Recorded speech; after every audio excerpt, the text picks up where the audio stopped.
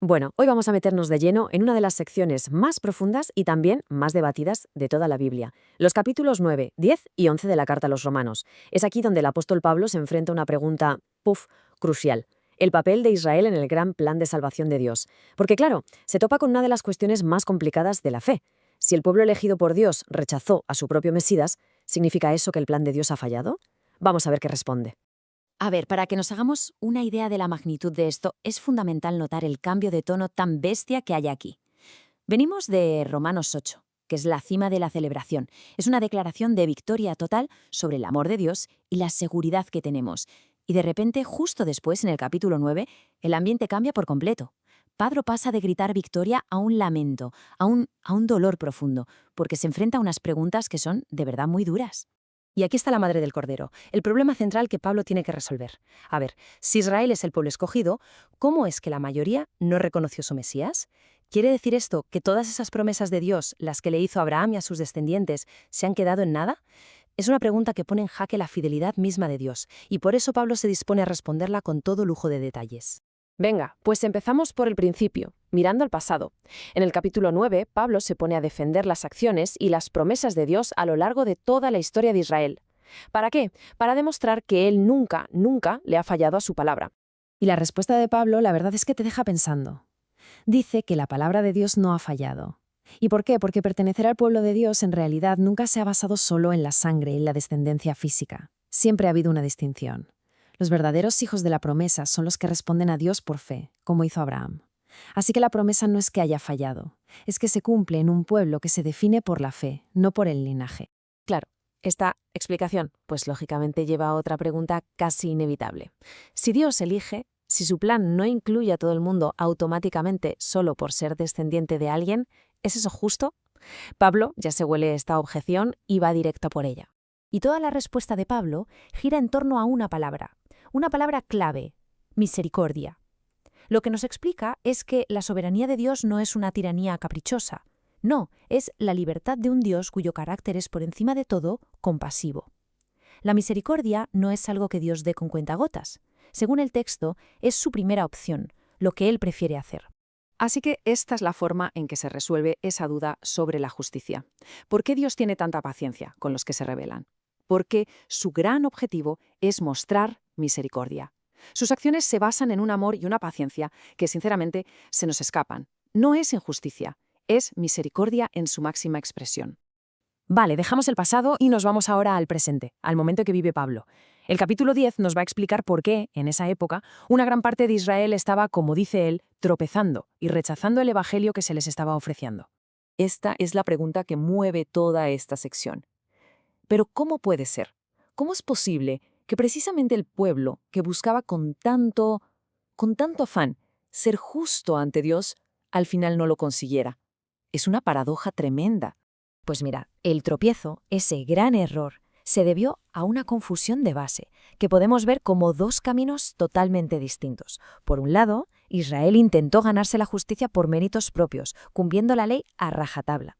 Por otro, el Evangelio ofrece recibir esa justicia como un regalo, simplemente por tener fe en Cristo. O sea, buscaron establecer su propia justicia, en lugar de aceptar la que Dios les estaba dando.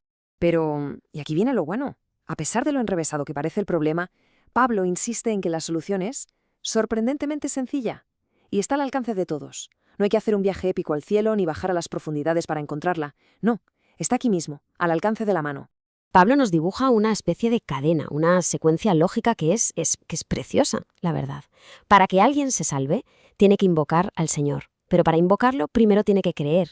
Y para creer, tiene que haber oído el mensaje. Para oírlo, alguien tiene que predicarlo. Y para que alguien predique, pues tiene que ser enviado. Es un proceso súper claro que pone la salvación al alcance de cualquiera que escuche. Y con esto llegamos al acto final de este drama teológico, el capítulo 11. Aquí Pablo levanta la vista y mira hacia el futuro, para revelarnos el plan definitivo de Dios y la increíble esperanza de restauración para Israel. Y aquí llega la pregunta del millón, la pregunta que está en el fondo de toda esta discusión. ¿El rechazo de Israel es el final de la historia? ¿Los ha desechado Dios para siempre? Es una pregunta que lo cambia todo. La respuesta de Pablo es directa, contundente, de ninguna manera, ni hablar. Y la prueba, dice él, es que a lo largo de toda la historia Dios siempre ha mantenido un remanente, un grupito de judíos fieles que sí creen. Elegidos no por ser mejores que nadie, sino por pura gracia de Dios. De hecho, el propio Pablo se pone como ejemplo. Vale, de acuerdo. Si no han sido desechados para siempre, entonces, ¿para qué sirvió su tropiezo? ¿Fue un simple error de cálculo en el plan de Dios? Otra vez la respuesta de Pablo es un no rotundo. Aquel tropiezo tuvo un propósito totalmente inesperado y grandioso. Y para explicar esto, Pablo usa una imagen muy potente, la de un olivo. Algunas ramas originales, que son Israel, fueron cortadas por no creer.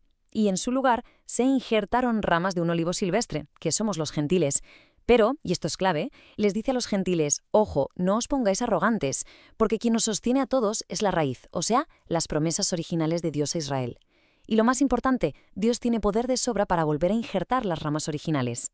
Pablo lo llama un misterio, que no significa algo imposible de entender, sino algo que Dios tenía guardado y que ahora lo revela.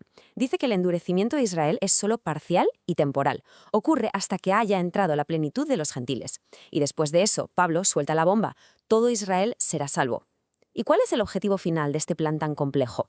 Que al final de todo, Dios pueda tener misericordia de todos, de judíos y de gentiles, de todos. Y esa es la clave, la misericordia. Ese es el hilo de oro que une todo. A través de la elección, del tropiezo y de la restauración, el tema que lo resuelve todo es la increíble e inagotable misericordia de Dios, que se extiende a toda la humanidad.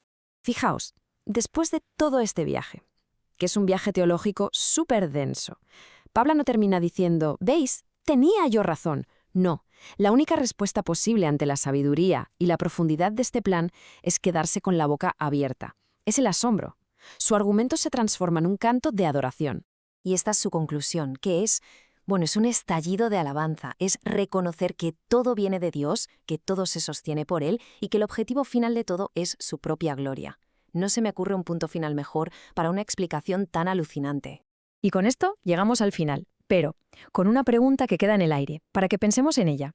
Si este es el carácter de Dios, si su plan maestro a lo largo de la historia está diseñado para culminar en un acto de misericordia para todos, ¿cómo podría eso cambiar nuestra forma de ver a los demás y de actuar cada día? Ahí queda eso. Muchas gracias por la atención.